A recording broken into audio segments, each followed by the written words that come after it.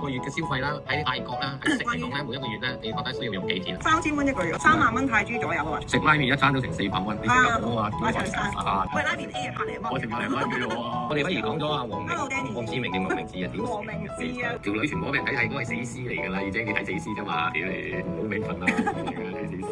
3至5千。我阿 Lennon 要6至9千蚊。居民股5至6K 港紙。最多人八卦嘅新聞咧，就係環球小姐嗰件事啊！咁我哋有條短片。係，我想講多啲少少，即係佢其實點解個前因後果，點解佢會話呢個墨西哥小姐？你係講咧，你就係燈啦咁樣樣，係燈嘅，你咪即係話晒墨西哥呢個樣啦。因為事緣咧，其實有啲事情發生咗㗎嘛，知唔知道咧？咁我哋由泰國環球小姐睇泰國，點解佢哋會嚟搞手啊？或者因為我大家都係泰國環球小姐啦，大家應該知道。睇翻第1集天使島主嗰度，我覺得呢條友聽到我都幾錯。咁咧，我都係同大家分享泰國嘅文化，即係大家可以睇到呢啲其實因為泰國老細都係咁樣樣嘅。其實講翻 repeat 我哋上一集我哋講醫嘅時候咧，我哋究竟係用咗幾多錢？做咗少少 summary。今次真係講食啦，做咗張表俾大家睇下嘅，係每一日嘅消費啊，分咗早午晚3餐，就冇宵夜㗎啦嚇，冇生果金嘅。當然咧食嘢咧係有平同貴嘅，阿 Wing 咧就覺得咧佢呢個數咧係可以，但係你要幻想下，如果你喺 Bangkok 裏邊住咧。